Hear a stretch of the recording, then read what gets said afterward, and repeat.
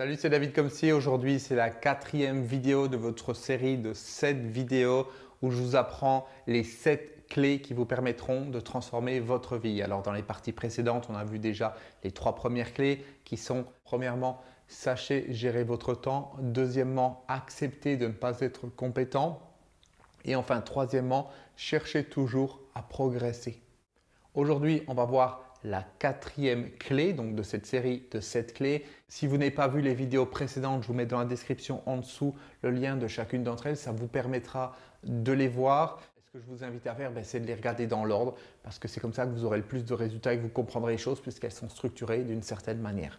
Donc aujourd'hui, la 4e clé qui vous permettra de transformer votre vie, qui est une clé comme les précédentes que vous devrez utiliser et pas uniquement comprendre intellectuellement. C'est-à-dire que là, on en est à la 4e vidéo, ce qui veut dire au minimum au 4e jour pour vous et vous devez déjà avoir mis des choses en place. Vous devez déjà avoir commencé à gérer votre temps différemment par rapport aux clés que je vous ai données dans la première vidéo et vous devez par rapport aux 2 vidéos suivantes vous être posé un certain nombre de questions et avoir pris des décisions par rapport à ça. Parce que ce n'est pas le tout de se poser des questions, de comprendre les choses. C'est le fait de dire « Ok, j'ai compris qu'à un moment donné, il fallait que j'accepte de ne pas être compétent ». Ça va être de dire quelle est l'action qu'il y a par rapport à ça. Ça peut être de noter sur une feuille tous les points sur lesquels je pourrais progresser ou alors de noter sur une feuille tous les points dans lesquels je suis bon et puis de me dire est-ce que vraiment je suis bon dans ces points-là. C'est-à-dire est-ce qu'il n'y a pas une marge de progression? Est-ce qu'il n'y a pas des choses que je pourrais faire nouvelles pour progresser par rapport à ça? Ou voire même carrément une question ouverte, qu'est-ce que je peux faire pour progresser par rapport à ce point ou ce point dans lequel je suis bon? Ou par rapport à telle ou telle compétence que j'ai besoin dans mon travail, que j'ai besoin dans tel ou tel domaine de ma vie, c'est de vous dire qu'est-ce que je peux faire pour progresser par rapport à ces compétences dans lesquelles je suis déjà bon. Parce que c'est dans les compétences dans lesquelles vous êtes bon que vous pourrez progresser encore et augmenter encore vos résultats. Donc vous voyez, il ne suffit pas simplement, ça je vous le dis régulièrement, de comprendre les choses intellectuellement, mais il faut aussi les mettre en application.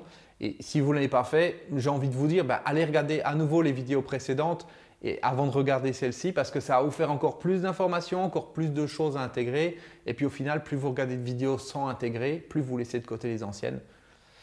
Et puis ça réduit d'autant votre focus et vos résultats. Donc la 4e clé qu'on va voir aujourd'hui, c'est sachez ce que vous voulez. Alors ça peut paraître évident si on pose la question autour de soi, est-ce que tu sais ce que tu veux? Est-ce que tu sais ce que tu veux? Est-ce que tu sais ce que tu veux? Est-ce que tu sais ce que tu veux? Les gens vont répondre, oui, je sais ce que je veux dans la vie, c'est super facile.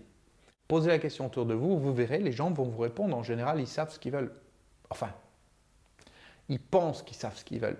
La vérité, c'est qu'ils vont vous répondre des généralités. J'ai envie d'avoir plus d'argent, j'ai envie de me sentir mieux, j'ai envie d'être plus heureux, j'ai envie d'être plus épanoui. Je veux m'éveiller spirituellement. Ils vont vous raconter des choses comme ça qui sont des généralités qui veulent tout dire et qui ne veulent rien dire. Il n'y a aucune précision, ce sont des choses qui sont non spécifiques. Et à partir du moment où vous voulez quelque chose qui est non spécifique, vous ne pouvez pas progresser de manière efficace vers l'atteinte de cet objectif parce que c'est trop vague, c'est non spécifique. Vous me dites, ok, moi je veux améliorer mes relations avec les autres. Très bien. Qu'est-ce que ça veut dire, améliorer ses relations avec les autres? Ça veut tout dire et ça ne veut rien dire. Si vous êtes mon client, on se rencontre aujourd'hui et puis vous me dites, moi ce que je veux c'est améliorer mes relations avec les autres. Ça ne veut rien dire et dans 1 mois, dans 2 mois, dans 6 mois, dans 1 an, dans 2 ans, comment je pourrais voir moi de l'extérieur vous avez amélioré vos relations avec les autres?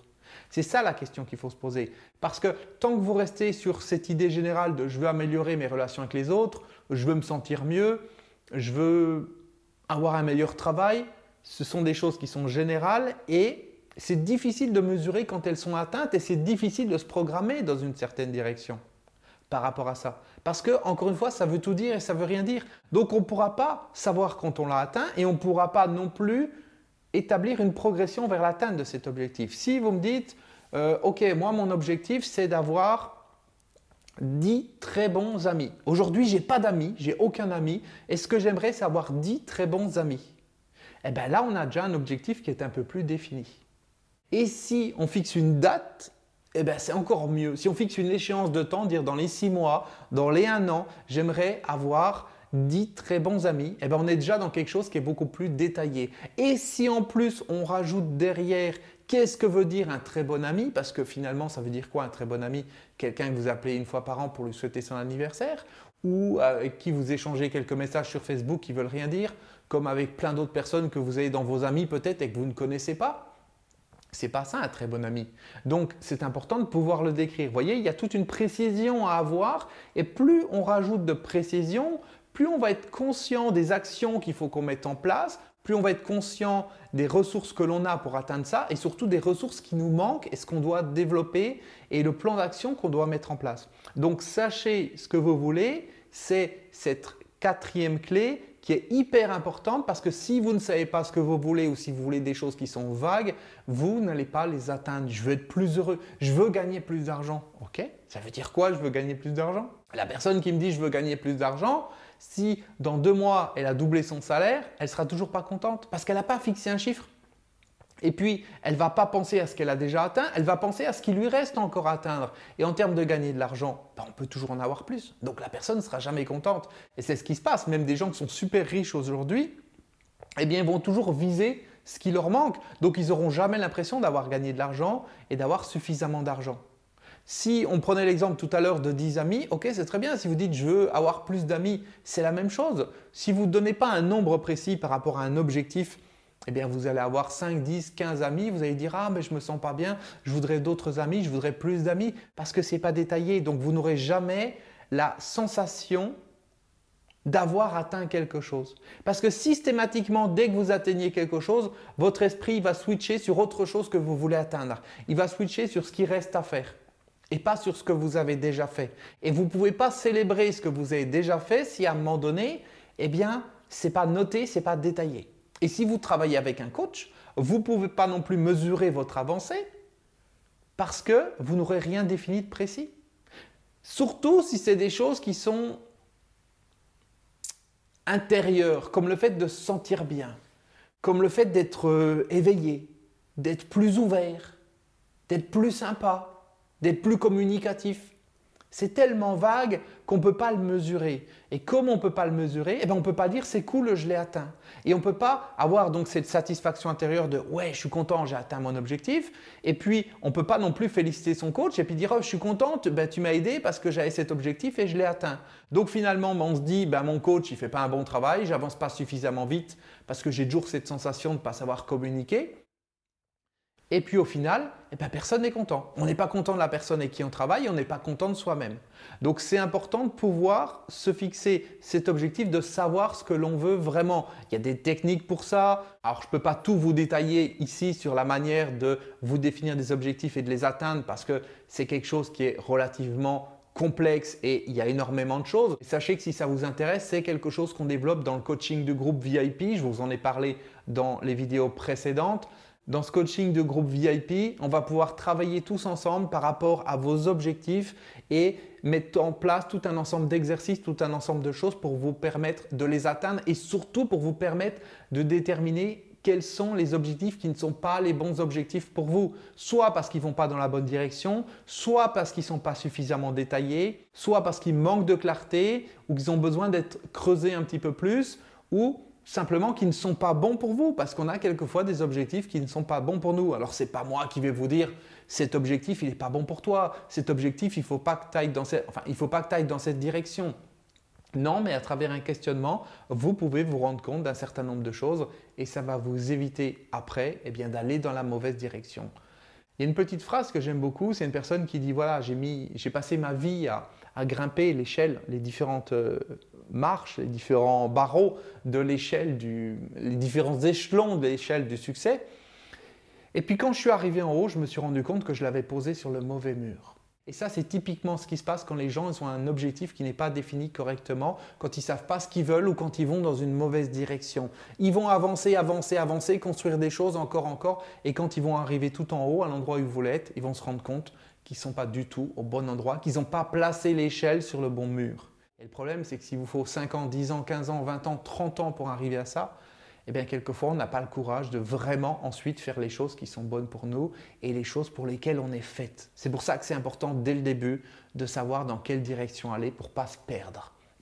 Et puis en parlant de se perdre, justement, si vous ne savez pas ce que vous voulez, si vous ne pouvez pas répondre à cette question correctement, Vous allez être un petit peu comme une feuille au vent qui se balance comme ça, puis au fur et à mesure des courants d'air, c'est-à-dire au fur et à mesure de ce qui se passe autour de vous, qui va bouger. C'est les autres qui vont décider pour vous où vous allez aller, qu'est-ce que vous allez faire. Vous n'allez pas atteindre vos objectifs dans votre vie, mais vous allez finalement atteindre les objectifs que les autres auront définis pour vous, parce que c'est les autres qui vont décider. Si vous ne décidez pas d'où vous voulez aller dans votre vie, si vous ne décidez pas ce que vous voulez faire, c'est les autres qui vont le décider pour vous. C'est la télévision qui va vous bourrer la tête de publicité, qui va vous bourrer la tête de tout un ensemble de choses. Ce sont les médias, ce sont tout un ensemble de choses qui vont finalement diriger votre cerveau dans une direction qui est la direction que eux ont décidée pour vous, mais qui n'est pas celle qui est la bonne pour vous.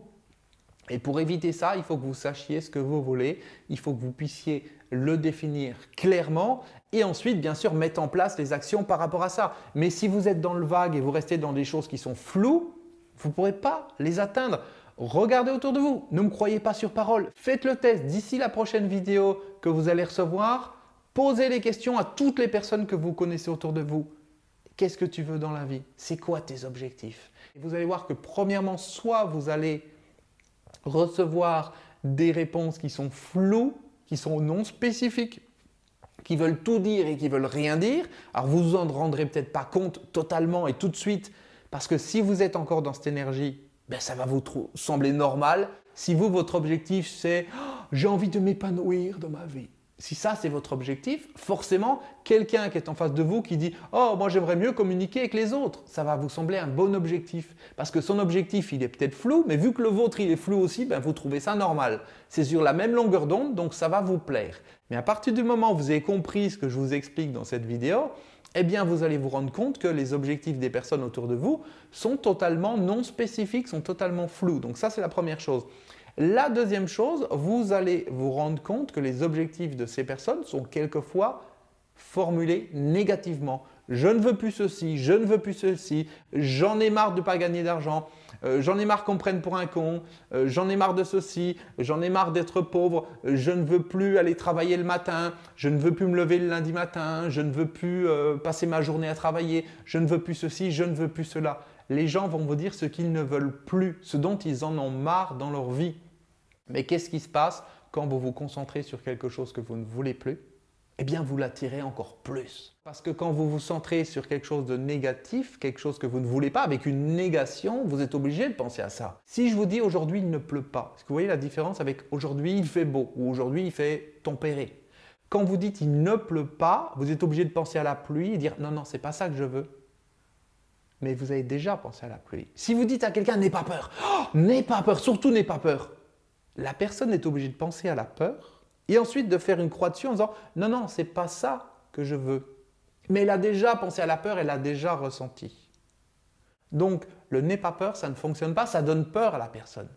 Si vous croisez une personne que vous ne connaissez pas dans la rue et puis vous allez lui parler, vous dites oh, « Surtout, rassure-toi, je ne vais rien te faire, je ne vais pas t'agresser, je ne vais pas te tirer chez moi de force par les cheveux et puis t'attacher un radiateur et te découper la peau comme ça avec un cutter. » Si vous dites ça à la personne, c'est du négatif. Normalement, elle n'a pas de raison de s'en faire. C'est pas ce que vous allez lui faire. Mais elle va partir en courant. Pourquoi? Parce qu'elle aura imaginé toutes ces choses que vous lui avez dites. Et même si c'est de la négation, parce qu'à l'intérieur de vous, il y a une partie qui ne comprend pas la négation. C'est du vocabulaire la négation, c'est de la grammaire. Si vous vous concentrez sur des choses positives, je veux travailler dans telles conditions, je veux tel type de travail, vous allez vous focaliser dans une direction. Si vous vous dites « je ne veux pas travailler comme ça, je ne veux pas avoir un chef qui me dit ceci, je ne veux pas des collègues de travail qui m'énervent, je ne veux pas devoir aller travailler tous les matins à 7 heures, je ne veux pas me lever tous les matins à 6 heures, etc. » Vous vous centrez sur ce que vous ne voulez pas, donc vous y pensez. Et comme vous y pensez, ça s'intègre en vous et vous l'attirez encore plus parce que c'est présent en vous. C'est comme quelqu'un qui dit « je veux être en bonne santé ». Ou je ne veux pas être malade, c'est pas pareil. Quand je suis en bonne santé, je me dis je veux être en bonne santé, je vais me centrer sur une direction. La direction de la bonne santé, je vais visualiser la bonne santé, je vais la ressentir. Ça va avoir un impact sur ma vie. Si je me dis tout le temps je ne veux pas être malade, ça veut dire quoi? Pour comprendre cette phrase, je dois me centrer sur la maladie et me dire ah non, non, c'est pas ça que je veux. Mais je me suis déjà centré dessus et je l'ai déjà ressenti. Ce que je vous dis là, ça peut vous paraître logique, mais encore une fois, posez la question aux gens autour de vous et vous verrez quand vous leur demandez ce qu'ils veulent dans la vie, quels sont leurs objectifs, ils vont vous répondre. Donc comme j'ai dit avant, soit des choses qui sont totalement vagues, soit des choses qui sont négatives, qui sont les choses qu'ils ne veulent pas et pas ce qu'ils veulent, les choses qu'ils ne veulent pas. Et puis il y a un troisième cas de figure, les personnes qui vont vous dire « j'en sais rien. J'en sais rien, je ne sais pas ce que je veux dans la vie. Je ne me suis pas posé la question, mon petit. J'ai pas le temps, moi. Je travaille toute la journée. J'ai pas le temps de me poser des questions existentielles. » Ben oui, continue de travailler toute la journée. Tu vas travailler pendant longtemps comme ça. Parce que ce n'est pas sans te poser des questions existentielles que tu arriveras à faire autre chose que de travailler toute la journée. Vous voyez ce que je veux dire?